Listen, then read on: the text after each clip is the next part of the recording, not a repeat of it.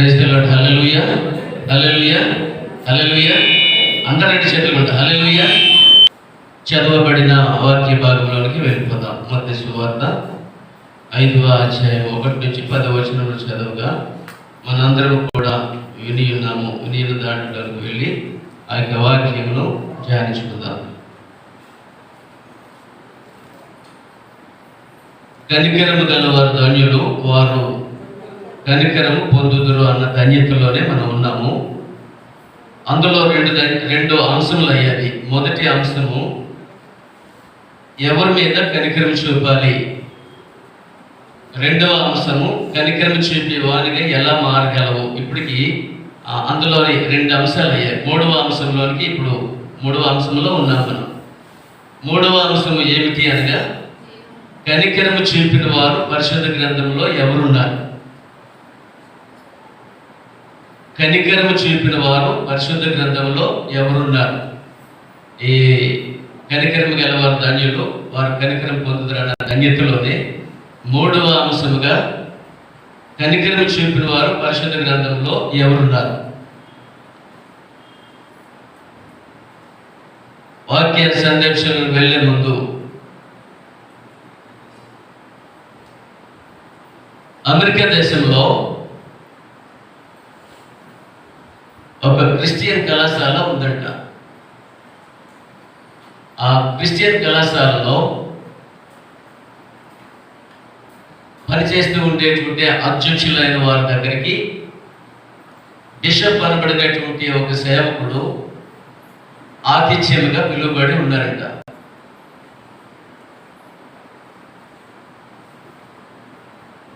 అమెరికాలో ఉండినటువంటి క్రిస్టియన్ కళాశాలలోనికి అధ్యక్షత వహించినటువంటి అధ్యక్షులు బిషప్ గారిని ఆతిథ్యం ఇచ్చి పిలుపునంపు చేశారంట. ఆ చేసేటప్పుడు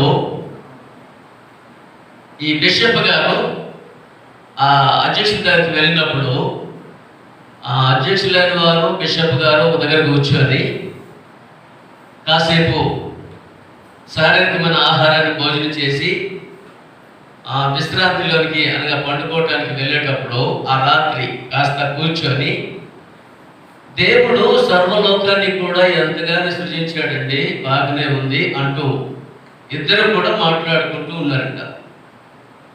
ఇద్దరు కూడా మాట్లాడుకుంటూ ఉండగా, కానీ ఇద్దరు మాట్లాడుతూ ఉండేటువంటి మాటల్లో చివరి మాట ఈ బిషప్ ఆడినటువంటిది ఏమిటి అంటే, లోకంలో చాలా వాటిని మనం చూస్తూ ఉన్నాము, చాలా వాటిని దేవుడు చేశాడు. కానీ దేవుడు చేసిన వాటిలో మిగిలినటువంటివి కూడా మానవుడు చేసేటువంటివి కొన్ని ఉన్నాయండి అంటూ మాట్లాడుతూ ఉండేటువంటి మాటలు కనబడుతూ ఉన్నాయంట. ఒకసారి పరిశుద్ధ గ్రంథంలో మత్తయి సువార్త 6:20 వినండి. మత్తయి సువార్త 6:26లో పిచ్చుకలను జ్ఞాపకం చేసుకుంటూ ఉన్నారంట ఆయన.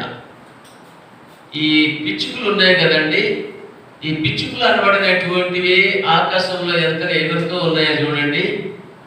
వాటికి ఆహారం కూడా దేవుడు ఎంతగా పెడుతున్నాడో చూడండి.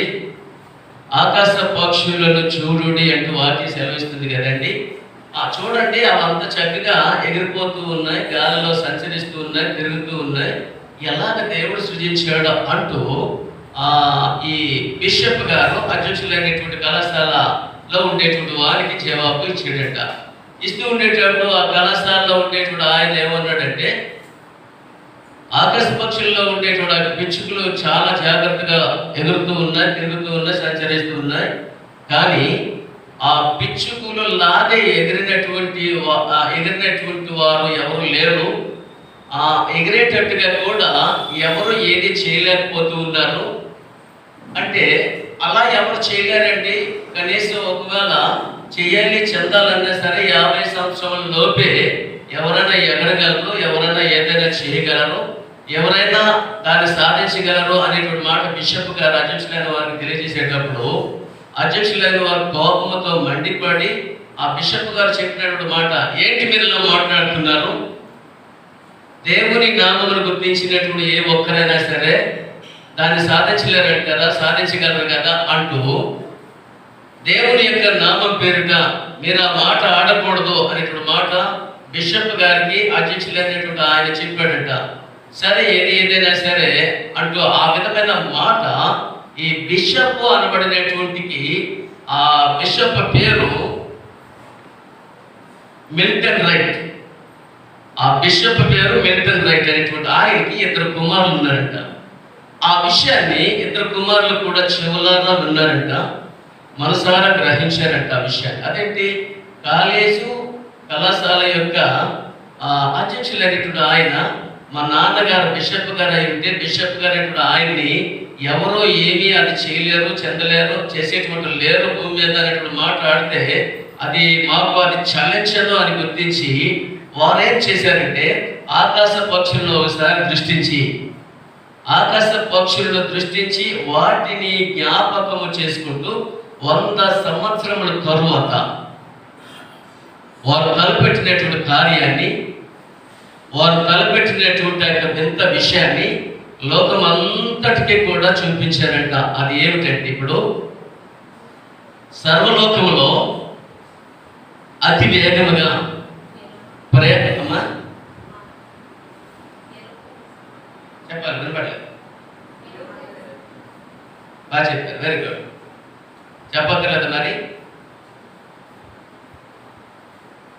అతి వేగముగా కొండలు దాటి, శిఖరాలు దాటి, టవర్స్ దాటి, సముద్రాలు దాటి గాలిలో ప్రయాణం చేస్తూ ఉండేటువంటి వాహనాన్ని ఆ బిషప్ గారి యొక్క 2 కుమారులు కూడా కనిపెట్టారంట.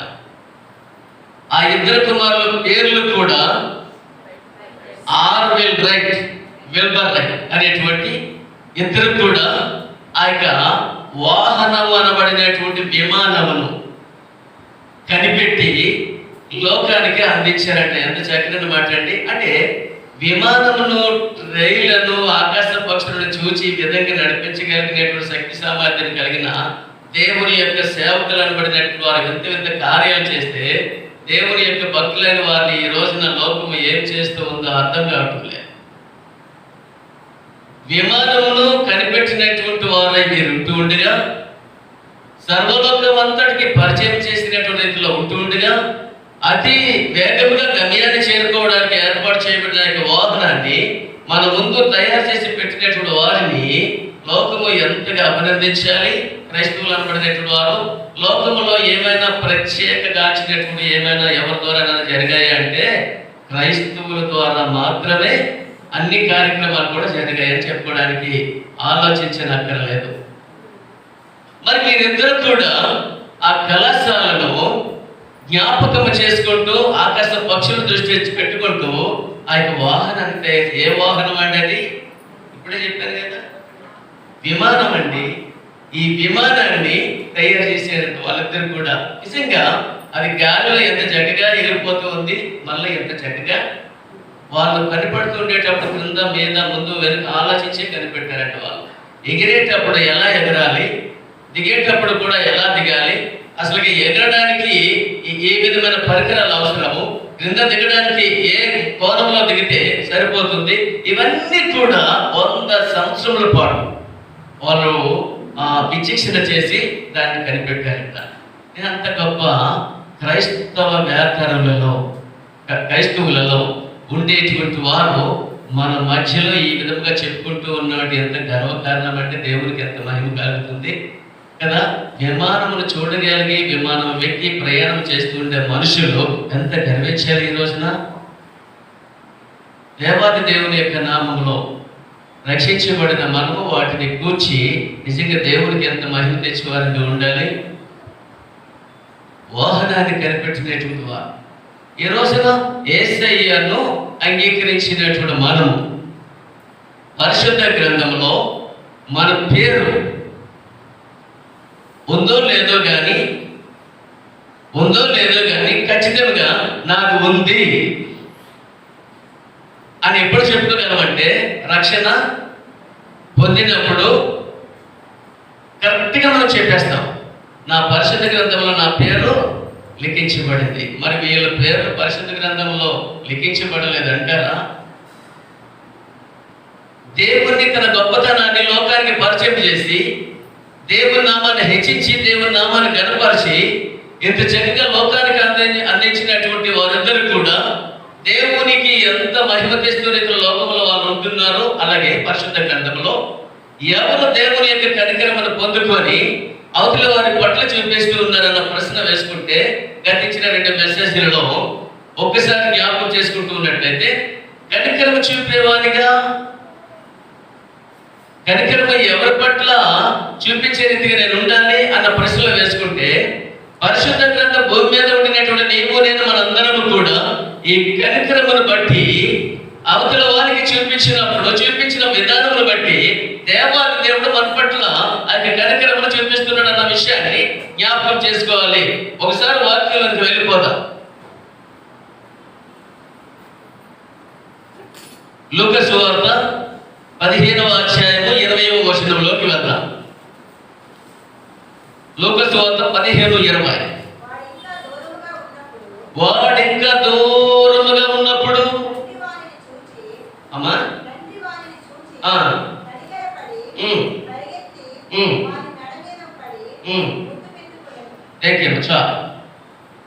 వాడింకా దూరంగా ఉన్నప్పుడు ఇది మనందరికీ కూడా ఏంటంటే సుపరిచయం. ఒక తండ్రికి ఒక కుమారుడికి జరుగుతూ ఉండేటువంటి సంఘటన.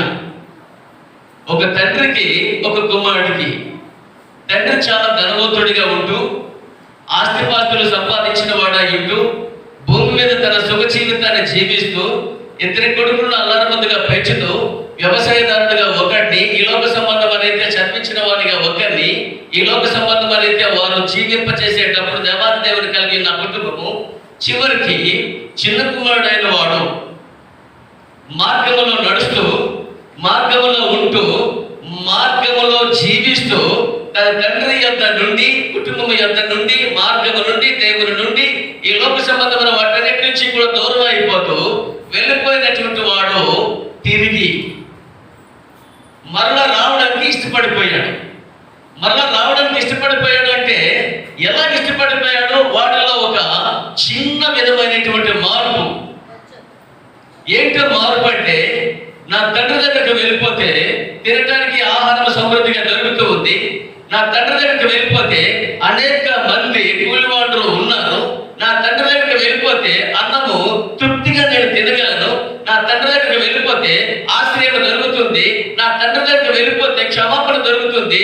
నా తండ్రి దగ్గరికి వెళ్ళిపోతే మళ్ళా పోగొట్టుకున్న దాన్ని నేను స్వతంత్రించుకోగలనన్న ఒక చిన్న ఆలోచన కుమారుడిలో పుట్టుకొచ్చిందంట. పుట్టుకొచ్చిన తర్వాత ఏ స్థలంలో ఉన్నాడో, ఏ ప్రాంతంలో ఉన్నాడో, ఏ పట్టణంలో ఉన్నాడో, ఏ దూర దేశంలో ఉన్నాడో ఆ స్థలంలో నుంచి, ఆ గమ్యంలో నుంచి బయటికి రావడానికి చిన్న ఆలోచన పుట్టుకొచ్చిందంట.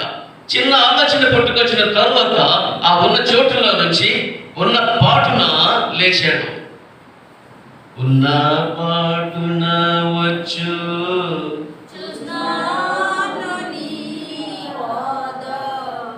సన్నిధి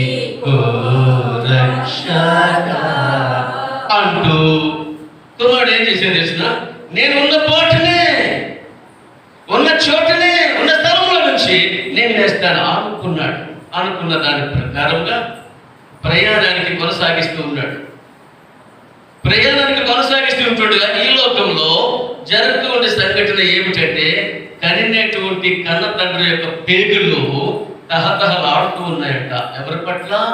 తండ్రి దగ్గర నుండి వెళ్ళిపోయినటువంటి యొక్క కుమారుడి పట్ల. ఎందుకు? ఎన్ని తప్పులు చేసిన కుమారుడు పోగొట్టుకోలేరు కదా. అల్లారి ముద్దుగా పెరిగినటువంటి కుమారుడు తండ్రి మాట తూచే తప్పకుండా వినలేని స్థితిలో ఉండినప్పటికీ కూడా దూరం అయిపోయినటువంటి కుమారుడు ఎప్పుడు వస్తాడా మరలా నా దగ్గరికి అంటూ ఈయన యొక్క ఆలోచనలో 2. ఒకటి, మంచిగా ఆలోచిస్తే అన్నీ కూడా అందరికీ కూడా మంచిగానే కనిపిస్తాయి. అందరికీ అన్నీ కూడా మంచిగానే కనిపిస్తాయి. ఎట్టి మంచి పని అయినా సరే అనాలోచనగా చెడ్డగా ఆలోచన చేస్తే చెడ్డగా. దాన్ని అచ్చ తెలుగులో మనం వాడుతుంటే మాట వేసిన పచ్చ కామర్లో వచ్చే మనిషికి అలా ఉండకూడదు కదా మనం.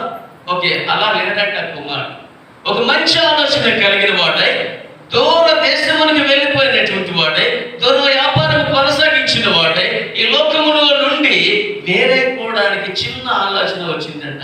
అక్కడ ప్రారంభించాడన్నట్టుగా నడక ప్రారంభించిన తరువాత వాడింకా దూరముగానే ఉన్నాడు. అంటే దూరంగా ఉండేటువంటి ఇక తండ్రి మనసులో ఒకటి నాటుకుపోయింది. గమనించండి, దూరంగా ఉండే మనిషి ఆ కండ్లకు కొంత దూరం మాత్రమే కనిపిస్తుంది. కానీ దూరంగా ఉండేటువంటి మనిషి ఈయనకి కనబడ్డాడు అంటే సమీపాన ఉన్నాడనే కదా, సమీపంలో ఉన్నాడనే కదా. అంటే దూరంలో ఉన్నాడు కానీ కండ్లకు చూడగలిగినంత. యేసు ప్రభు గారు ఒలీవల కొండ దగ్గర ప్రార్థన చేస్తూ ఉంటుండగా రాయి విసిరివేయనంత దూరం వెళ్ళి అక్కడ ప్రార్థన చేస్తూ ఉన్నాడు అని గమనించండి. అంటే ఈ రాయి ఇసిరితే ఎంత దూరం వెళుతుందో అక్కడ శిష్యులు ఇక్కడ ఈయన ప్రార్థన చేస్తూ ఉన్నారు. కానీ వారు వీరు వారితో ఏం చేస్తున్నారు? కనబడుతున్నారు. కానీ ఇక్కడ ఆ కుమారుడు దూరంగా ఉన్నాడంట. కానీ తండ్రి మాత్రం యొక్క మనసు ఏంటంటే కుమారుడు ఎప్పుడు వస్తాడా అంటూ ఎదురు చూస్తూనే ఉంటూ ఉన్నాడంట. ఎదురు చూస్తూ ఉండేటువంటి తండ్రి ఆ కుమారుడిని చూసి ఏమనుకుంటున్నాడంటే వాడు ఎప్పుడు వస్తాడా అని చెప్పేసి చూస్తూ ఉండే సమయంలో కంటపడిపోయాడంట. కంటపడిపోతే వాడు అనుకున్నాడు, ఎవరు చూడకుండా నా తండ్రి చెంతకు నేను వెళ్ళిపోతాను, నా తండ్రి నేను చేరుకుంటాను అనుకున్నాడు. కానీ తండ్రి ఏం చేశాడంటే ఇలా చూస్తూనే ఉన్నాడంట. చూస్తూ ఉండేటప్పుడు ఆ తండ్రి దృష్టిలో పడిపోయాడంట. మనం చాలా మంది ఏవేవో మంచి పనులు చెడ్డ పనులు చేస్తూ ఉంటాం, తెలిసి తెలియక కొన్ని ఎవరు చూడకూడదు అనుకుంటూ ఉంటాం. ఎవరు చూడకుండా వెళ్ళిపోవాలి, పని చేయాలి అనుకుంటూ ఉంటాం. ఎవరికి ఏది కూడా ఆ కంట దృష్టిలో పడిపోకూడదు అనుకుంటూ ఉంటాం. సడన్ గా ఏం చేస్తూ ఉంటాం? ఆ దృష్టిలో పడిపోతూ ఉంటాం. అంటే అలాగే కుమారుడు యొక్క ఆలోచన ఏంటంటే నేను ఎవరి దృష్టిలో పడకూడదు, నా తండ్రి యొక్క దృష్టిలో పడకూడదు, ఇంటికి వెళ్ళిపోతాను అనుకున్నాడు. కానీ ఎవరి దృష్టిలో పడిపోయాడంటే వాడు ఇంకా దూరంగా ఉంటూ ఉండగా తండ్రి అతన్ని చూసేసాడు. తండ్రి అతను చూసేటప్పటికి నిజంగా గమనించండి, కుమారుడు తండ్రిని కుమారుడు చూశారో లేదో అన్నటువంటి విషయాన్ని వాక్యం బట్టి అర్థం చేసుకుంటూ ఉన్నట్టునే కుమారుడు తన ఆలోచన మునిగిపోతూ వస్తున్నాడు. తండ్రి యొక్క ఆలోచన కలిగి ఉన్నాడు. ఏంటి? వెళ్ళిపోయిన కుమారుడు ఎప్పటికైనా నా దగ్గరికి తిరిగి వస్తాడు. ఈ ఆలోచన ఈయన మునిగిపోయాడు, ఆ ఆలోచనలో ఆయన మునిగిపోయాడు. అంటే తండ్రి యొక్క నుండి నేను వెళ్ళిపోయాను కనుక, తండ్రి దగ్గర అన్ని కోల్పోయాను కనుక మరలా నా తండ్రి చేరుకు వెళ్ళిపోతే పోగొట్టుకున్నవన్నీ కూడా నేను స్వతంత్రించుకుంటాను అనుకున్నాడు. కానీ అనుకున్న దాని ప్రకారంగా ఆయనైతే ఒకే దాని మీద లీనమైపోయాడు. దేని మీద? నా తండ్రి చేరుకు వెళ్ళిపోతాను అనుకున్నాడు, ఎవరికి కనబడకూడదు అనుకున్నాడు. కానీ ఈయనేం చేస్తున్నాడంటే నా కుమారుడు ఎప్పుడు వస్తాడని చూస్తూ ఉంటుండగా కుమారుడిని చూసేసాడు తండ్రి. మరి కుమారుడు తండ్రిని చూసేసాడా? తండ్రి కుమారుడు చూసేశాడు. అందుకే తండ్రి స్టేట్మెంట్ ఇస్తున్నాడు, ఏమని? వాడు ఇంకా దూరముగా ఉన్నప్పుడు. మరి కుమారుడు తండ్రిని చూసేసాడా? కొంతమంది ఏం చేస్తున్నాడు, సరే వీడు ఎలాగో వస్తున్నాడు కదా, ఎవరింటికి వెళ్తాడో, లేదా నా దగ్గరికి వస్తాడా, లేదా ఏం చేస్తాడా, లేదా ఏ ప్రాంతానికి వెళ్తాడా, ఏం చేస్తా అసలుకి వీడేం చేసి కనపడుతూ ఉంటాడు. కానీ ఈ తండ్రి అయితే మొదటిగానే కనపడుతున్నాడు. ఏమని? వాడు ఇంకా దూరంగా ఉండేటప్పుడు ఈయన అనుకున్నాడట, వాడు నా దగ్గరికే రావాలి, నా ఇంటికే రావాలి, నా దగ్గర ఉండాలి అని తండ్రి అభీష్టమైనటువంటి తృష్ణ కలిగిన వాడుగా ఇంటూ ఉండగా ఆయన తృష్ణ దేవాది దేవుడు కుమారుడిని మరలా ఇంటికి తీసుకుని వస్తూ ఉంటాడు. వాడు ఇంకా దూరంగా ఉంటూ ఉండగా చూద్దాం వాడు. అప్పుడు తండ్రి వానిని చూచి తండ్రి కనికరపడి తల్లి దేవాది దేవుని యొక్క ప్రేమ గాని, కనికరమ గాని, దయ గాని, జాతి గాని ఇవన్నీ పర్యాయ పదాలే. ఒక్క మాటలో ఒక్క మాటకి ప్రేమ అనేటువంటి మాటకి ఇవన్నీ కూడా పర్యాయ పదాలే.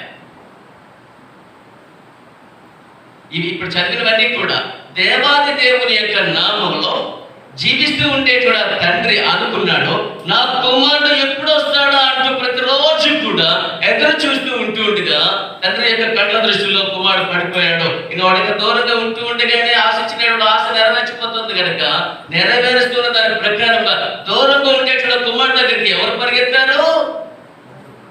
తండ్రి పరిగెత్తాడు. అంటే మరి పిల్లల కొరకు ఎవరండి ఉంచారు భూమి మీద దేవుడు? పిల్లల కొరకు ఎవరు ఉంచాడు దేవుడు? తండ్రులు నుంచాడు కనుక తల్లిదండ్రులు అనబడిన వారు పిల్లల కొరకు ఏం చేయాలంటే వారికి మంచి విద్యాభ్యాసాన్ని ఇచ్చి మంచి అభ్యాసం అనుగ్రహించినట్టుగా చేసి దేవుని యొక్క క్రమశిక్షణలో, భక్తిలో, మర్యాదలో పెంచాలి. అలా పెంచగలిగితే వారి మీదకి వచ్చేటువంటి అలవాట్లు కానీ, వారిలో ఉండేటువంటి విద్యాభ్యాసం కానీ, వారిలో ఉండేటువంటి ప్రతి విధమైన ఏ విధమైన వాటిని కూడా దేవుని మహిమపరుస్తాయి. మంచి భవిష్యత్తుకు నాంది పలుకుతుంది వారి జీవితం. కానీ ఈ కుమారుడు తండ్రి వద్ద నుండి దూరం అయిపోయి వ్యాపారం నిమిత్తంగా దూరంగా వెళ్ళిపోయినప్పుడు మరలా వస్తూ ఉండే సందర్భాన్ని బట్టి తండ్రి చూసిన తరువాత ఏం చేశాడు తెలిసిన?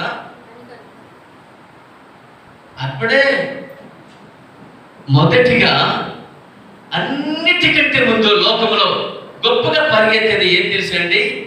మనిషిలో ఉండేది మీకు ఇంతకు ముందు చెప్పాను నేను, గాలి కంటే వేగంగా పరిగెత్తేది ఈ మనసు వెళ్ళిపోయింది. ఎక్కడికి? కుమారుడు ఎక్కడున్నా సరే, దుర్వ్యాపారం నిమిత్తమే దూరంగా వెళ్ళిపోయినా సరే, తండ్రి ఇక్కడ ఉన్నా సరే, మనసు ఎక్కడుంది? కుమారుడు మీదే ఉంది. ఇంటి మీద లేదు, తన భార్య మీద లేదు, తన పెద్ద కుమారుడు మీద లేదు. వ్యాపారం నిమిత్తం దూరంగా వెళ్ళిపోయిన కుమారుడు మీదే ఉంది తండ్రి యొక్క మనసు అంతా కూడా. అదే మనసు ఏం చేసింది? ఏదైనా వనంలో ఆ పండ్ల కొరకు మొట్టమొదటిగా పండ్లను చేసింది పండ్లు కాదు, మొట్టమొదటిగా పండ్లను చేసింది ఏంటండి? ఈ మనసే చేసింది. ఈ మనసే పరిగెత్తింది. ఈ మనసే వాటిని కోసేటట్టుగా చేసింది. ఈ మనసే వెళ్ళిపోయింది. మొదటిగా వెళ్ళిపోయిన తరువాతే ఇవి చూడగలిగాయి. మనసు వెళ్ళిపోయిన కుమారుడు మీద ఉండే మనసును బట్టి తండ్రి చూశాడు. వాడు ఎంత దూరంగా ఉంటూ ఉండగానే చూశాడు. చూసిన తరువాత ఏం చేశాడు? అక్కడ ఉంది వాక్యం, మళ్ళీ చదవండి. అదే వాడు ఎంత దూరంగా తండ్రి అతను మొదటిగా ఏం చేశాడు? చూశాడు. ఏంటో చేశాడు? ఈ మనసు ఆయన మీదే ఉంది. ఈ మనసు అందుకే అంటాడు కదా, నీ హృదయము ఎక్కడ ఉండునో నీ మనసు కూడా అక్కడే, నీ ధనము ఎక్కడ ఉండునో నీ హృదయం కూడా అక్కడే ఉంటుంది. గమనించండి. కానీ ఈ ధనవంతుడే కానీ ధనము ఎక్కడుందో మనసు పెట్టలేదు, హృదయం అక్కడ ఉంచలేదు.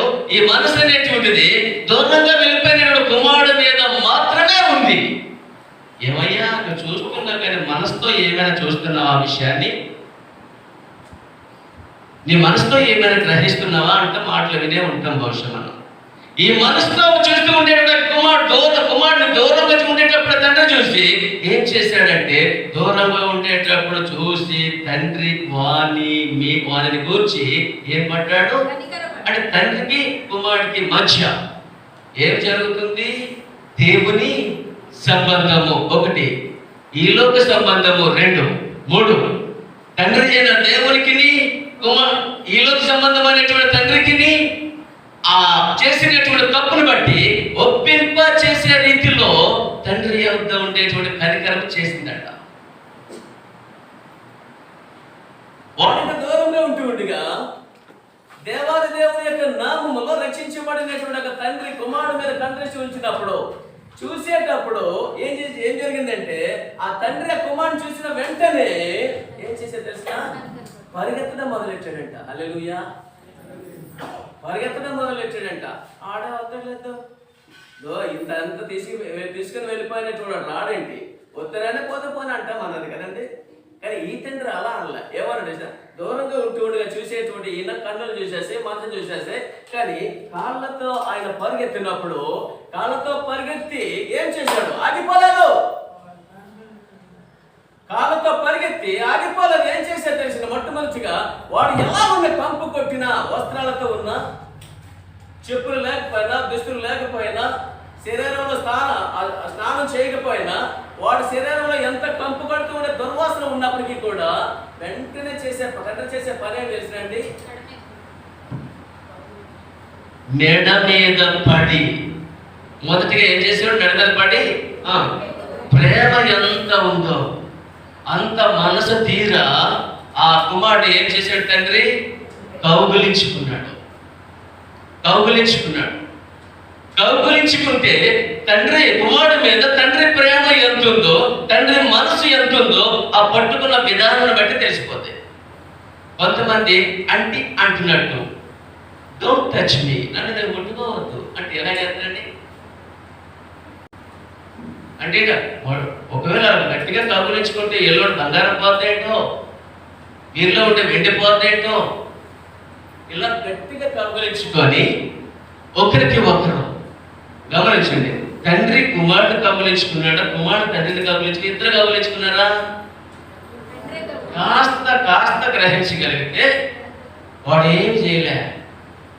వాడు అనుకుంటూ ఉన్నాడు, నా తండ్రి దగ్గర నేను ఎంతో పాపం చేశాను, నా తండ్రికి నేను ఎంతో దూరం అయిపోయాను, నా తండ్రికి నేను ఎంతో అన్యాయం చేశాను, నా తండ్రి ఎంత అక్రమముగా ప్రవర్తించాను, నేను దుర్వ్యాపారం నిమిత్తం దూరంగా వెళ్ళిపోయాను. ఇవన్నీ కూడా కలవరిస్తూ ఉన్నాయి అన్నయ్యకు. ఎవరి మనసులో? కుమారుడు యొక్క మనసులో. అలా ఉండిపోయాడు. కానీ తండ్రి ఏం చేస్తున్నాడు? కౌగులించుకుంటున్న ప్రేమను మనసును పెట్టి కౌగులించుకుంటూ ఉండగా సెకండ్ టైం చేసే కార్యం ఏదంటే మెడ మీద పడి. అంటే కౌగులించుకున్న దానికి మెడ మీద పడిన దానికి తేడా ఉందంటారా లేదంటారా?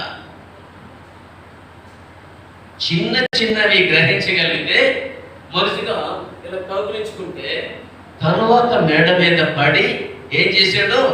తన పవిత్రమైనటువంటి పెదాలతో ఏం చేశాడు? మెడ మీద ముద్దు పెట్టుకున్నాడు. అదే ముద్దు పెట్టుకోవడానికి, ఆ కుమారుని చూడడానికి, కుమారుని కలుసుకోవడానికి ఈయన ఎదురు చూస్తూ ఉండేటువంటిది ఏమిటి కలిపింది అంటే కేవలము కనికరము. ఈ కనికరము కలిగినటువంటి తండ్రి ఆ తప్పిపోయినటువంటి మార్గం తప్పిపోయి వెళ్ళిపోయినటువంటి కుమారుడు ఎప్పుడు వస్తాడని ఎదురు చూసేటప్పుడు వస్తున్న దాన్ని బట్టి కుమారుడు యొద్దకు వెళ్ళి తండ్రి ఏం చేశాడు? కౌగులించుకొని మెడ మీద పడి ముద్దు పెట్టుకుని వీటన్నిటిని కలిపింది ఒకటే. అదేంటి? కనికరం. ఒక మనిషి పట్ల, ఒక కుటుంబం పట్ల, ఒక సంఘం పట్ల దేవాది దేవుడు చేస్తూ ఉండేటువంటి ఆ కనికరం ఎలాంటిది అంటే చాలా గొప్పది. ఆ కనికరమును మనిషి అర్థం చేసుకుని వాడు గౌరవంగా ఉంటూ ఉండగానే ఈ కార్యక్రమం జరిగిపోతుంది. తర్వాత ఏం జరిగింది తెలుసండి? మెడ మీద పడి ముద్దు పెట్టుకుంటే వదిలేశాడా తండ్రి? కార్యక్రమాన్ని మొదలెట్టాడు. ఏంటో చూద్దాం. అని చేయండి. అప్పుడు ఆ కుమారుడు తండ్రి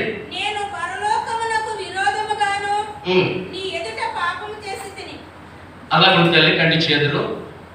ఈ మాటకు వస్తే ఒక మనిషి దగ్గర నుండి, ఒక జన్మనిచ్చిన తండ్రి దగ్గర నుండి, సృష్టికర్త అయిన దేవుని దగ్గర నుండి ఒక మనిషికి మంచి సమాధానం రావాలంటే, ఒక మంచి జవాబు రావాలంటే వాక్యం మనకు చెబుతుంది.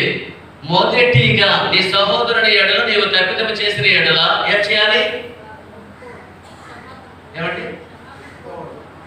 క్షమాపణ కోరుకుంటే అయిపోతా? నీవు అర్పించేది ఏదైనా సరే మొదటిగా దేవుని యొక్క బలిపీఠం దగ్గరికి వచ్చి పాప క్షమాపణ కలిగిన వాడిగా, పశ్చాత్తాపము కలిగిన వాడిగా చేసిన తప్పును దేవుని యొక్క సన్నిధిలో దేవుని దగ్గర ఏం చేయాలి? ఒప్పుకొని అర్పించాలి. మనమైతే ఏం చేస్తామండి? ఈ చేసినవన్నీ కూడా పక్కన పెడతాం. నేనంతా కూడా నీతిమంతుడండి, నీతి కార్యాలు చేస్తాను అనుకోవడానికి లేదండి. అందరము కూడా పాపాత్ములమే, పుణ్యాత్ములు లేరు. నీతిమంతుడు ఒక్కడను ఉన్నాడంటారా భూమి మీద? మరి మనమైతే ఒకవేళ చేసిన తప్పును బట్టి, చేసిన అన్యాయాన్ని బట్టి, చేసిన అక్రమమును బట్టి ఎవరికైనా ఎవరి వద్దకైనా దేవుని యొక్క కనికరము వారి మీదకి రావాలంటే కుమారుడు అంటున్నాడు, తండ్రితో ఏమంటాడు? గడ్డి చేయమని ఇప్పుడు మళ్ళీ చదివింది. అప్పుడు ఆ కుమారుడు అతనితో, ఆ. తండ్రి, తండ్రి, నేను పరలోకమునకు విరోధముగాను నీ ఎదుటను పాపము చేసిన తల్లి. పరలోకములో ఉన్న దేవునికి భూమి మీద ఉండినటువంటి నీకును కూడా ఏం చేశాడటండి అంటే తన తప్పును తాను ఈ రోజున నేను తప్పు చేశాను అనుకోండి, నా తప్పును నేను తెలుసుకున్న వ్యక్తిగా నేను అడగలుగుతున్నానా? ప్రాముఖ్యమైన ప్రశ్న ఇది. నేను ఆడుతూ ఉండే మాట కానీ, నేను చేస్తూ ఉండే పని కానీ, నేను చేస్తూ ఉండే ఏ విధమైన కార్యమైనా సరే నా దృష్టికి అది అనుకూలంగానే ఉంటుంది, అది ప్రతికూలంగా ఉండదు. నాకు మరి ఇక్కడ ఉంటే మీ అందరికీ కూడా అలాగే అనిపించవచ్చునేమో. కానీ ఇక్కడ వాక్యం సెలవిస్తుంది, తండ్రి అయిన దేవునికి ఇక్కడున్న నీకును కూడా నేను విరోధంగా ఏం చేశానో అంటే తనకు జరిగిన విషయాలన్నిటిని బట్టి కూడా జ్ఞాపకం చేసుకున్న మనస్తాపము కలిగిన వాడిగా, పశ్చాత్తాపము చెందిన వాడిగా తండ్రి దగ్గరికి వచ్చి మాట్లాడుతున్నాడు. అవన్నీ ఎందుకు ఇంకా మర్చిపోయింది, తండ్రిని తీసుకొచ్చాడు కనుక పర్లేదు కలిసిపోదాం అనుకుంటూ ఉన్నాడు. ఆయన మనస్సాక్షి కలిగిన ఏ వ్యక్తి అయినా సరే, మనిషిలో ఉండే మనస్సాక్షి కలిగిన ఏ వ్యక్తి అయినా సరే, నా తండ్రి దగ్గరికి వచ్చిన నేను పరలోకంలో ఉన్న తండ్రి నుండి మొదటగా నాకు క్షమాపణ దొరకాలి. ఆమేన్, హల్లెలూయా. అందుకే అంటున్నాడు, పరలోకంలో ఉండే తండ్రికి భూమి మీద ఉన్న నీకు నేను విరోధముగా తప్పు చేశాను. మనము దేవుని దగ్గరికి వచ్చినప్పుడు నిజమే ప్రభా, నీ దగ్గర నేను ఈ తప్పు చేస్తున్నాను, ఈ మాటలు ఆడుతున్నాను, ఈ కార్యక్రమాల్లో చేపడుతున్నాను నేను, అందుకే నీ దగ్గర నుండి ఆశీర్వాదాలు నేను పొందుకోలేకపోతున్నాను, అందుకే నేను ఉన్నతమైన స్థితిలోకి ఎదగలేకపోతున్నాను అని ఒకసారి ఒక ఆలోచన వేసుకోగలిగితే మన జీవితాల్లో మంచి సమాచారం దేవుని దగ్గర నుండి వచ్చేస్తుంది. వాడు ఇంకా దూరంగా ఉండేటప్పుడు తండ్రి యొక్క కనికరమే. మరి ఇప్పుడు దూరంగా ఉండే దేవుని యొక్క కనులు మన మీద లేవంటారా? ఆకాశమందు సింహాసనాసీనుడై ఉన్నాడు ఆయన, మనము భూమి మీద దేవుని యొక్క మందిరంలో ఉన్నాము. మరి మనల్ని ఆయన చూడడం లేదంటారా? నరులు భూమి మీద విస్తరింపను ఆరంభించినప్పుడు ప్రభు యొక్క కన్నులు వారి మీద లేవంటారా? నరులు ఆశ కలిగి నన్ను వెదకువారు కలరేమో అని ఆకాశంలో ఉండే దేవుడు చూడలేదంటారా? ఈ రోజున నిన్ను నన్ను చూస్తూ ఉండే దేవదేవుడు మాట్లాడుతుండే మాట ఏమిటి అంటే, ప్రభువా నీకు ఇదిగో ఈ తండ్రికి కూడా నేనేంటి విరోధముగా పాపం చేశాను. మరి ఆ పాపం చేస్తే ఎవరైనా పాపం చేసావు కనుక నువ్వు అని తండ్రి వదిలేదు. కానీ యోగు కూడా వదిలేదు. ముందు జాగ్రత్తగా ఆయన ముందు జాగ్రత్త కలిగిన వాడు యోగు. పిల్లల విషయంలో ఏం చేశాడు? రోజు కూడా దేవుని సన్నిధికి వెళ్ళి బలి, ఏ బలి? నరబలి, జంతువుల బలి కాదు సుమా. దేవాది దేవుని యొక్క నామములో, దేవుని యొక్క రక్తములోనే కడుగుబడి రీతిలో వారిని ప్రార్థనతోనే దేవుని యొక్క సన్నిధిలో వేకువజామున వెళ్ళి ప్రార్థన చేశాడంట. 7 కుమారుల విషయంలో కూడా, అసలు 7 కుమారుల విషయంలో కూడా ఎందుకు వేకువన వెళ్ళి ప్రార్థన చేయాలంటే, ప్రతిరోజు విందు జరుగుతుంది కనుక, వారు 3 అక్క చెల్లెలైన వారు ప్రతిరోజు పిలుస్తూ ఉన్నారు కనుక, ఒక్కొక్క ఇంటి దగ్గర జరుగుతుండే విందులో కానీ విందు జరుగుతుందంటే ఒకవేళ ఆ దీనికి గురైపోయారంటో దీనికంటే ఏంటి మంచి నీళ్ళక కాదు కదా, ఆ మంచి నీళ్ళకే అచ్చతెలుగులు ఆడుతూ ఉంటారు. ఏ అచ్చతెలుగు? గుర్రం ఎక్కడండి వాడు అంటారు. గుర్రం ఎక్కడం అంటే ఏంటి? త్రాగడం అండి, మందు త్రాగడం. అలాంటివి చేశారేమో తెలిసి తెలియక, ఒకవేళ విరుద్ధమైన భక్తి కలిగిన వారుగా దేవుని దూషించారేమో, భక్తి కలిగి ఉన్నాము అనుకుంటూ దేవునికి విరుద్ధమైనటువంటి భక్తి కలిగిన వారుగా, చట్టరీత్యా నేరములు చేసేవారుగా వారు కలిగి మాట్లాడారేమో అనుకుంటూ, తండ్రి యొక్క బాధ్యత ఏమిటి అంటే దేవుని యొక్క సన్నిధికి వెళ్ళి 7 కుమారుల విషయంలో కూడా ఆయన ప్రార్థన చేశాడు. మరి తండ్రి ప్రార్థన చేయలేదు కానీ ఒక నిరీక్షణ కలిగి ఉన్నాడు. ఏంటా నిరీక్షణ? కుమారుడు ఎప్పుడు నా దగ్గరికి వస్తాడా అంటే ముందు జాగ్రత్త కలిగి యోగు చేస్తున్నాడు. ఈయన జాగ్రత్త వహించిన వాడై వెళ్ళిపోయినటువంటి వాడు ఎప్పుడు వస్తాడని చూస్తున్నాడు. ఓకే, వచ్చేసాడు, వచ్చేసిన తర్వాత జరుగుతూ ఉండే సంభాషణ ఏంటంటే, ఒక మొట్టమొదటిగా నీకును పరలోకములో ఉండే దేవునికి నేను విరోధంగా, మేము విరోధంగా. నేను చక్కని మాట అండి. వ్యక్తిగతంగా పరిశీలన చేసుకుంటున్నాడు. వీటి నేను పాపము చేస్తున్నాను. ఎంత చక్కని మాట. మేమందరము విన్నామండి అవన్నీ కూడా, మేమందరము తిన్నామండి, మేము పాపాత్మలు అంటే అనడానికి లేదు. నేను మొదటి ప్రశ్న,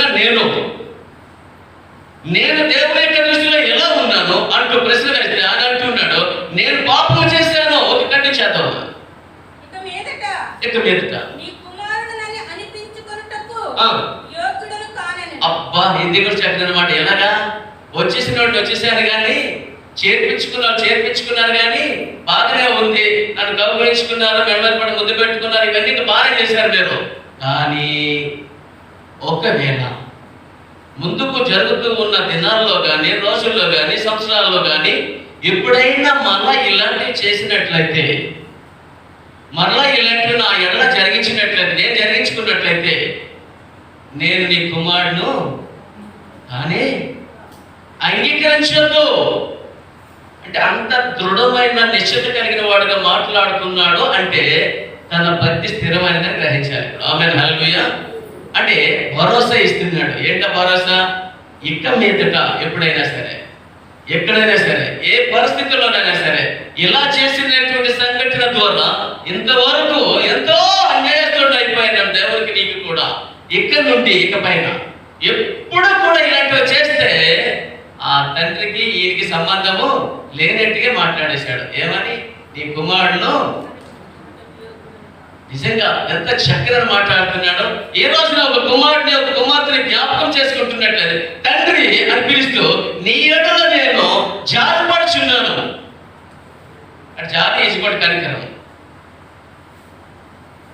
ఆ కుమారుడు తండ్రి మీద జాలిపడినప్పుడు, కనికరం చెప్పినప్పుడు, ఆ కుమారుడు నిజంగా ఆ మనస్సాక్షి ఎంత గద్దిస్తుందో. ఆ గద్దించేటప్పుడు మాట్లాడుతుంటే మాటలు మామూలు కాదండి.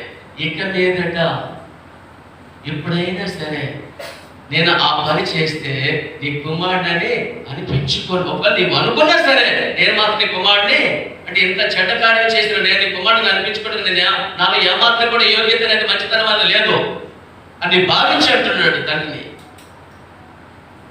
నిజంగా కుమారుడు గురించి ఒకసారి ఆలోచన చేస్తే, ఈ రోజున ఇక్కడ కూర్చున్న మనందరము కూడా తండ్రి అయిన దేవుని యొక్క నుండి దేవుని యొక్క మాటలు వచ్చినప్పుడు, ఆ మాటలు వింటున్నప్పుడు, చదివినప్పుడు నేను కూడా తండ్రి నీ ఎదుట నేను పాపము చేసి ఉన్నానని ఎంతమంది చెప్పుకుంటున్నాము? రోజుకి తెలిసి తెలియని పాపములు ఎన్ని చేస్తున్నామో, అయినా తండ్రి అయిన తన కలువర సిలువ రక్తమును బట్టి తన ప్రేమ చేత మనల్ని ప్రేమిస్తూనే ఉన్నాడు. ఎవరో చేయలేదంటామా? అలాంటి వారు ఎవరైనా ఉన్నారంట. తెలిసి తెలియక వాక్యం యొక్క మనస్సాక్షి కలిగిన వారైతే నిజమే, ఇది చేస్తే తప్పు, దాన్ని నేను చేయకూడదు అనుకుంటాడు. ఓకే, ఒకవేళ తెలియని రీతిలో చేస్తూ ఉండేది మనకు తెలియదు కదా, అని ఇది రైట్ అనుకుంటూ చేసేస్తూ ఉన్నాం. అది రైట్ అనుకుంటూ ముందుకు వెళ్ళిపోతూ ఉంటాం, రైట్ అనుకుంటూ మాట్లాడేస్తూ ఉంటాం. రైట్ అనుకుంటూ ప్రతిదీ చేస్తూ ఉన్నప్పుడు అది మనకి తప్పు అనిపించింది కదా. ఈ కుమారుడు కూడా రైట్ అనుకుంటే వెళ్ళిపోయాడు. నేను చేసింది రైట్, నువ్వు ఇస్తావా ఇవ్వా అంతే అనేసాడు. వచ్చింది తీసుకున్నాడు, వెళ్ళిపోయాడు. ఆడు చేసింది ఆడు రైట్. మన జీవితాలలో వాక్యం బోధిస్తూ ఉండేది ఏమిటంటే, ఏ ఒక్కరమైన వాక్యాన్ని చూసి వాక్యాన్ని అర్థం చేసుకొని వాక్యం ప్రకారంగా నడుచుకోగలిగితే అది మంచిదని ఇక్కడ కుమారుడు మనసాక్షి కలిగిన వాడుగా తండ్రితో ముచ్చటిస్తుండే మాటలు మనకు కనబడుతుంది. ఖండించేయడమా?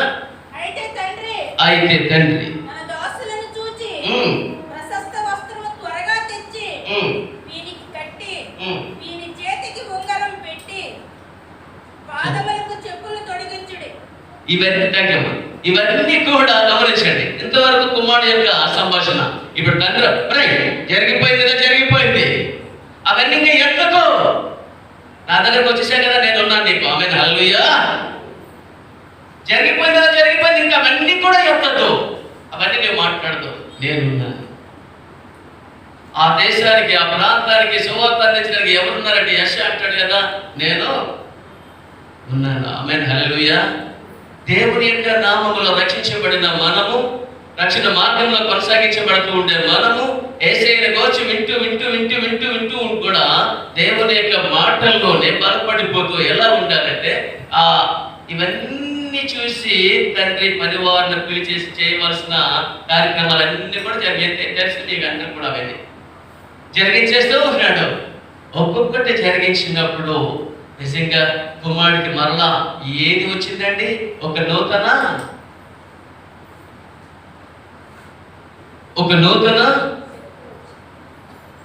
చూడండి. ఆయన ఎవరు వచ్చారు? ఎక్కడ పంపించండి.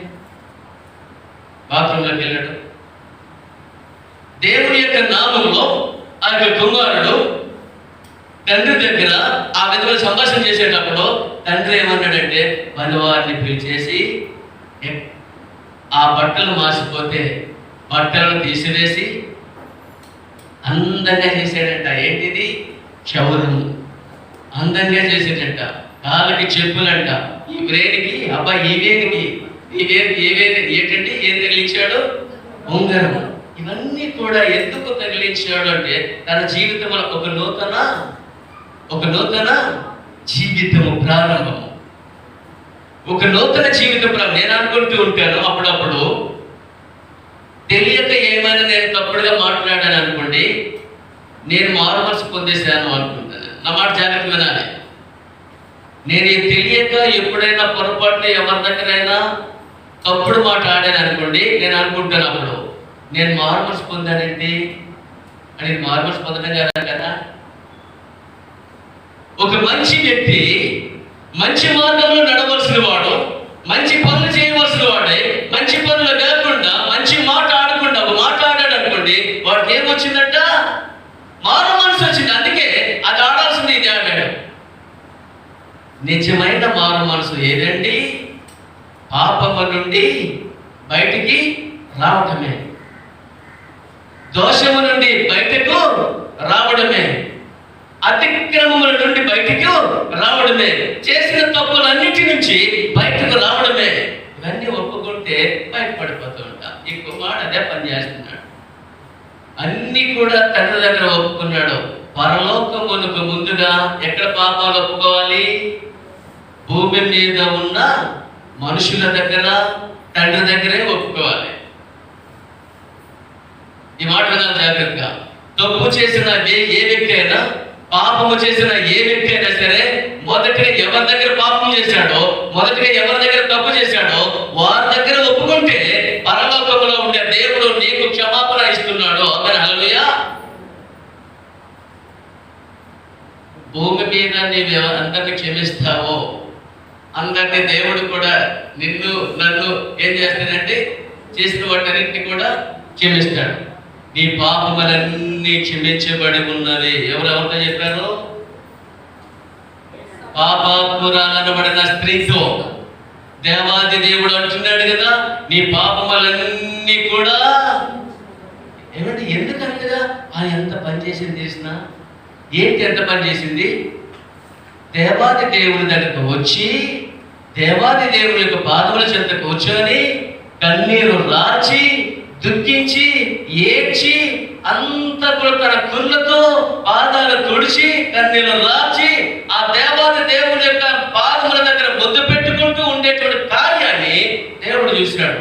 అందుకే నీ విస్తారమైన పాపములో ఏమంటే ఈ రోజున మానవులమైన మనము చేసే విస్తారమైన పాపాలు పక్కన పెట్టండి. ఏ రోజు ఏ పాపం చేసామో మనకు తెలియదు కనుక ప్రభు ఈ రోజులో నేను తెలిసి తెలియక ఏమైనా పాపములు చేసి ఉన్నానేమో నన్ను క్షమించండి అనే వాళ్ళు ఉన్నారా ప్రార్థనలో? ఆమంటుంది నా పాపములన్నీ క్షమించండి అని అడగలేదు. ఆమె చేసేటువంటి కార్యాల ద్వారా దేవుడే క్షమించాడు. ఆమేన్, హల్లెలూయా. తన భక్తి అక్కడ ప్రదర్శించింది, తన క్రియలు ప్రదర్శించింది. దేవుని యొక్క పాదముల చెంతనే ఉంది కనుక క్షమించబడ్డాయి పాపాలన్నీ కూడా. అందుకే ఆమెకి శీఘ్రంగా స్వస్థత వచ్చేసింది. పరిశుద్ధ గ్రంథంలో ఆమె ప్రస్తావించబడుతూ ఉంది. ఇక్కడ ఈ కుమారుడు తండ్రి దగ్గరికి వచ్చేసేటప్పుడు తండ్రి ఏమన్నాడంటే, చక్కగా అలంకరించబడిన వస్తువులతో అలంకరించాడు. అలంకరించిన తరువాత ఇక సంతోషముతో ఆరగించి దేవుని మహిమపరచడం జరుగుతుంది. ఈ రోజున సంఘం అంతా కూడా దేవుని యొక్క నామమున రక్షించబడిన ఒక కుటుంబంగా ఉంటూ ఉండగా, ఒక కుటుంబమైన మనందరూ కూడా ఏం చేయాలి తెలుసుకున్నా, ప్రభు యొక్క పాదముల చెంత దగ్గరికి వచ్చాము కనుక వచ్చినటువంటి మనందరం కూడా దినము కూడా ఏం చేయాలి తెలిసిన, ప్రభా నాకు తెలిసి తెలియక చేసిన ప్రతి తప్పును పాపమును కూడా తండ్రి మీ కుమారుడైన యేసుక్రీస్తు రక్తము ద్వారా ఏం చేయాలి, క్షమించండి. అసలు క్షమించండి అన్న మాట మనస్సాక్షి కలిగిన వారికి మాత్రమే వస్తుంది సుమా. వాడు తప్పు చేసినా చేయకపోతే చిన్నదేమని అనిపిస్తే అంటాడంటే, ఒకవేళ ఆలస్యంగా వచ్చాడు అనుకోండి, తొందరగా రావాల్సిన వ్యక్తి ఆలస్యంగా వచ్చాడు అనుకో, నా వ్యక్తి పిలిచినప్పుడు దయచేసి క్షమించండి, ఆలస్యంగా వచ్చాను అంటాడు. అంత అవసరమా? అంటే దేవుని మనసు కలిగిన వ్యక్తి, దేవుని ఆలోచన కలిగిన వ్యక్తి, దేవుని వాక్యాన్ని రుచి చూసిన వ్యక్తి, దేవుని అంటే ఏంటో తెలిసిన వ్యక్తి ఏమంటాడు తెలిసిన, వెంటనే ఆ పదం వాడతాడు. ఈ పదం వాడినటువంటి వారు చాలా మంది ఉంటారు. మా నోట్లాడు రాదంటే నేనంటాడు క్షమాపణ. నిజంగా ఇన్ని తప్పులు చేసిన వారందరినీ కూడా దేవాదేవుడు ఏమంటాడో, ప్రజలకి దేవునికి ఉండే క్షమాపణ గుణము ఏది అంటే, తండ్రి వీరేం చేస్తున్నారో వీరెరుగురు కనుక వీరిని శిక్షించండి అన్నాడండి. ఏమన్నాడు మరి అంటే, ఆయన ఏముంది, క్షమాగుణం ఉంది, క్షమాపణ తగ్గ.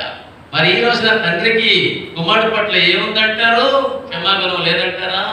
ఈ రోజున నుంచి వాక్యం వింటున్న నీవు నేను ఎవరైనా సరే కుమారులు ఎడల కుమార్తెలు ఎడల నీవు జాలిపడే బిడ్డగా ఉండి వారిని ఆ విధంగా పెంచాలి. పెంచితే వారు కూడా చాలా మంది పిల్లలైన వారికి వారు నేర్పించే రీతిలో నేర్పరండి.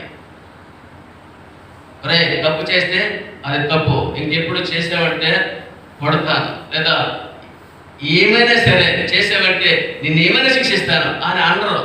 పర్వాలేదులేండి, ఈసారి సరే చేసేసుకుంటాడు. ఓ తల్లి అలాగే చేసిందని ముగిస్తున్నాను, ఓ తల్లి అలాగే చేసిందంట, ఆత్మతో అలంకించిపోతూ ఉందంట. ఆ కుమారుడు ఉన్నాడు పక్కన, అయ్యో నా తల్లి ఏంటి అలంకించిపోతూ ఉంది, ఏం చేయాలి. ఆ కుమారుడు చిన్నవాడు, ఏం చేయాలి అని చెప్పేసి అప్పుడే ఒక కిరాణా షాప్ దగ్గర పర్స్ తీసి డబ్బులు లెక్కెడుతున్నాడు. డబ్బులు లెక్కెట్టి మళ్ళీ పర్సులో పెట్టాడు, పర్సులో బ్యాగ్ జాబులు పెట్టాడట. ఇవన్నీ కూడా కుమారుడు పర్టిక్యులర్గా చూస్తూ ఉన్నాడట. పర్టిక్యులర్ చూసి నా తల్లి ఆత్మతో అలంకించిపోతూ ఉంది కనుక వెళ్తానని చెప్పి ఆ జాబులో ఉన్న పర్సులు కొట్టేశాడట. పర్సులు కొట్టేసి అమ్మా ఇదిగో అని చెప్పి చూపించాడట. చూపించిన తర్వాత ఆ తల్లి, నాయన ఎంత మంచిదైనా అని కౌగిలించుకుందట. అంటే నీకు ఈ డబ్బులు ఎలా వచ్చాయి, ఈ పర్సు ఎలాగ వచ్చింది, లాగి పెట్టి చంప మీద కొట్టింది అనుకో, అప్పుడు ఏం చేస్తాడు, రెండోసారి ఆ పని చేస్తాడంటారా? చేస్తాడండి. పొరపాటున చేయడు కదా. డబ్బు తెచ్చాడని తల్లి ఏం చేసింది, నా కొడుకు ఎంత మంచోడో, ఎందుకు ఇంత పరిస్థితి డబ్బులు తెచ్చాడు కదా అని కౌకలించుకుంటే వాడు జీవితమే నాశనం. అలాంటి వారి జీవితాలలో ప్రవేశ కార్యాలు జరుగుతాయండి. ఈ రోజున తల్లిదండ్రుల మీద మనం కూడా పిల్లలైన వారికి మంచి అలవాట్లు, మంచి బుద్ధులు మనం నేర్పగలిగితే వాక్యం వారిలో నిలకడగా ఉంటుందండి. ఆమేన్, హల్లెలూయా. ఒకవేళ నేర్పించకపోతే అందుకే అంటాడు, బిడ్డలు పండుకునేటప్పుడు, నిద్రపోయేటప్పుడు, మేలుకునేటప్పుడు, నడిచినప్పుడు, కూర్చున్నప్పుడు దేవుని యొక్క వాక్యమే వారికి ముచ్చటించాలంట. అవసరమైతే గౌన్లకి కూడా రాసేయాలంట. అవే రాయలేదంటే అక్కడ జరగలేదు. హృదయమైన పలక మీద కూడా ఆ వాక్యము రాసి ఉంచుకోవాలంట. ఇవన్నీ ఎందుకు చెప్పాడు, ఒట్టు కాదు కదండి. వాళ్ళ భవిష్యత్తులో దేవుని యొక్క కార్యాలు జరగాలంటే, దేవుని యొక్క అద్భుతాలు జరగాలంటే, దేవుని యొక్క నామములో రక్షించబడిన బిడ్డలను ఆ విధంగా నడిపించాలి. అలాగే నడిపించగలిగితే దేవాది దేవుడు కార్యాలు చేస్తాడు. మనకు మాట చెప్పాను, పరిశుద్ధ మూసేస్తున్నాను. పరిశుద్ధ గ్రంథంలో ఇస్సాకు ఉన్నాడు. ఇస్సాకు కంటే చిన్నవాడు అనేటువంటి ఒకడు యూదా ఉన్నాడు. యూదా ఉంటే వీళ్ళందరూ కూడా 12 మంది కుమారులు, ఆ యొక్క ఇశ్రాయేలు యాకోబు కూడా ఆ యొక్క కనాను దేశంలో ఉంటూ ఉండగా కనాను దేశంలో కరువు వచ్చింది. కరువు వచ్చిన తరువాత ఏం చేస్తూ ఉన్నారంటే ఐగుప్తు దేశానికి అమ్మివేసినటువంటి యొక్క ఇస్సాకు ఆ దేశంలో ఉంటూ ఉండగా ఆ దేశం అంతా కూడా కనాను దేశంలో ఉండే సస్యశ్యామలతో కూడా సమృద్ధి అయినటువంటి ఆహారము అక్కడికి వెళ్ళిపోయింది. ఈయనతో కూడా నడిచి వెళ్ళిపోయింది. నడిచి వెళ్ళిపోతే అక్కడ ఉన్నాడన్న సంగతి తెలియక కొంత కాలం అయిపోయిన తర్వాత ఇశ్రాయేలుకు తెలిసిన తర్వాత ఇశ్రాయేలు ఆ యొక్క కుమారుడైనటువంటి ఇస్సాకు యాసవు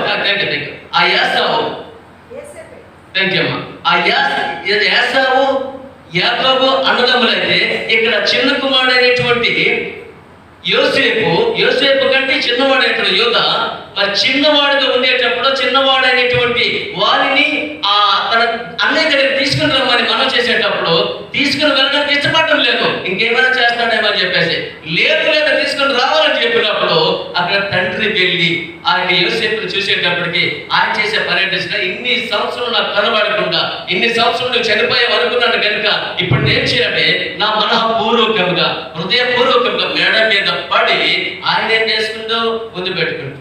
46:26 నుంచి మనం చూస్తే ఆదికాండము. దేవుని యొక్క నామంలో ఒక తండ్రికి కుమారుడికి ఉండేటువంటి బంధము ఎలాంటిది అంటే ఏమైనా దూరం అయిపోతే తండ్రి ఊరుకోలేడండి.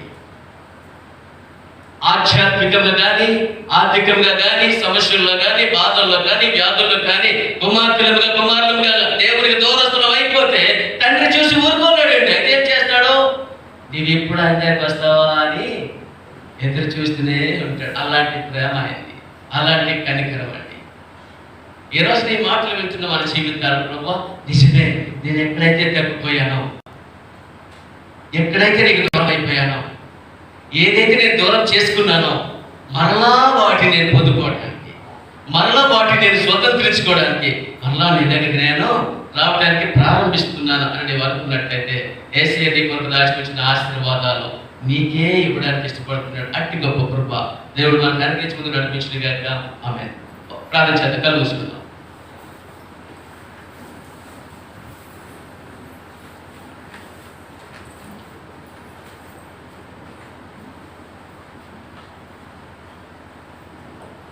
ఈ వాక్యం వినడం మన జీవితాలలో ఇంతవరకు కుమారులకి తండ్రులకి ఉండేటువంటి బంధాన్ని, అలాగే దేవునికి తన ప్రజలైన మనకి ఉండేటువంటి బంధాన్ని దేవుని యొక్క వాక్యం ద్వారా మనకు తెలియజేశాడు. వినిన మన జీవితాల్లో వాక్యము ఫలింపు చేయాలన్నా ప్రార్థన చేద్దాం. పరిశుద్ధుడు అయిన తండ్రి, మహోన్నతుడైన దేవ, శ్రీమంతుడ, మీకు వందనములు స్తోత్రం చెల్లిస్తున్నా. ఇంతవరకు జరిగిన ఆరాధనలో మీరుండి మీ నామాన్ని మీరు హెచ్చించుకున్నారు, గొప్ప చేసుకున్నారు. మీ స్తోత్రాలు. మా ముందు కనికరం కలిగినటువంటి వారు పరిశుద్ధ గ్రంథంలో ఎవరున్నారు అన్న మాట పైన మాతో మీరు మాట్లాడిన మాటలన్నిటిని బట్టి మీ స్తోత్రాలు. దూరమునకు వెళ్ళిపోయిన కుమారుడు మీద తన తండ్రి కనికరపడినట్లుగా పరిగెత్తి వెళ్ళి మేడ మీద పడి ముద్దు పెట్టుకున్నట్లుగా, అలాగే యాకోబు తన కుమారుడైనటువంటి యోసేపు మీద మెడ మీద పడి ముద్దు పెట్టుకున్నట్లుగా చాలా సంవత్సరంలో కనబడకపోయినప్పటికీ వారిద్దరి మధ్య ఉంచిన ప్రేమ కనికరమని బట్టి మాకు తెలియపరిచారు. దేవ, వినటువంటి మా జీవిత ప్రజలమైన మా వైపు మీ కనికరం ఎంతగానో చూపిస్తూ ఉన్నారు.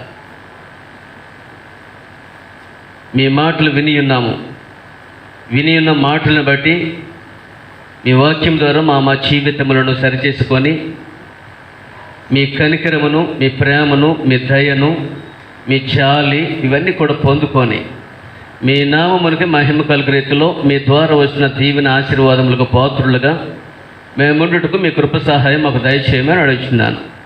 ప్రాముఖ్యంగా సంఘంలో చాలామంది అనారోగ్యంగా ఉన్నారు. వారిని మీ చేతులకు అప్పగిస్తున్నాను. పేరు పేరున మీరు జ్ఞాపకం చేసుకునండి. అనారోగ్యంగా ఉంటున్న బిడ్డలందరినీ మీ చేతులకు అప్పగిస్తున్నాను. తండ్రి, మీ కుమారుడైన యేసుక్రీస్తు శిలువ రక్తాన్ని వారిలో ప్రోక్షీకరించండి. నరాలకు, కండరాలకు, మూలుగులకు, ఎముకలకు, కీళ్ళకు కావలసిన శక్తిని, బలాన్ని మీరే అనుగ్రహించి మహిమ పొందండి. లేవలేక మంచం మీద ఉండినటువంటి ప్రతాప్ గారి యొక్క తల్లి గారిని జ్ఞాపకం చేసుకునండి. సుధీర్ యొక్క తల్లిని జ్ఞాపకం చేసుకునండి. ఇంకా అలాంటి పరిస్థితుల్లో ఎవరైనా ఉంటే వారిని కూడా జ్ఞాపకం చేసుకునండి. ప్రభువా, ఇక్కడికి వచ్చిన బిడ్డలందరికీ ఎవరికైతే అనారోగ్యంగా ఉందో వారిని మంచం మీద ఉండేటువంటి బిడ్డలు చేతులకు అప్పగిస్తున్నాను. శీఘ్రంగా స్వస్థతను అనుగ్రహించి మహిమ పొందండి. దేవ, ఉద్యోగం చేస్తున్న వారిని బట్టి మీ స్తోత్రాలు. ఉద్యోగం చేసి విరమణ పొందిన వారిని బట్టి మీకు వందనాలు. ఉద్యోగముల కొరకు ఎదురు చూస్తున్న బిడ్డలను బట్టి మీకు వందనాలు. ఒక మార్గాలు సరళం చేయండి. వివాహముల కొరకు ఎదురు చూసిన బిడ్డలను బట్టి మీకు వందనాలు. వారికి భాగస్వాములను అనుగ్రహించి మహిమ పొందండి. అలాగేనైనా పరీక్షల కొరకు సిద్ధపడి రాస్తూ ఉండేటువంటి బిడ్డలను బట్టి మీకు వందనాలు. పరీక్షలు కొంతమంది బిడ్డలు రాశారు, వారికి విజయాన్ని ఇచ్చి మహిమ పొందండి. ప్రభువా, మీ మీద ఆధారపడిన ప్రతి బిడ్డకు విజయాన్ని ఇచ్చి మీ నామాన్ని మీరు హెచ్చించుకుంటూ మహిమ పొందమని అడుగుతున్నాను. ప్రతి బిడ్డ యొక్క అవసరతలు, కోరికలు మీరే సిద్ధింపచేసి నెరవేర్చి మహిమ పొందండి. నన్ను ప్రతి కుటుంబానికి, ప్రతి బిడ్డకు మేలు చేసి ఆయురారోగ్య భాగ్యాలతో నింపుదల చేసి మహిమ పొందండి. బిడ్డల కొరకు ఎదుర్చిన వారి యొక్క గర్భాలు తెరిచి మీ గొప్ప కార్యాలు జరిగించి మహిమ పొందండి. సమస్యల్లో, బాధల్లో, వ్యాధుల్లో, కష్టాల్లో ఉండేటువంటి బిడ్డలందరికీ విడుదల దయచేయండి.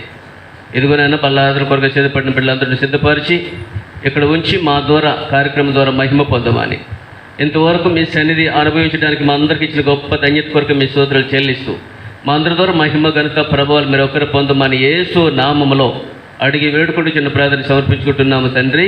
ఆమేన్. పరలోకమందున్న మా తండ్రి,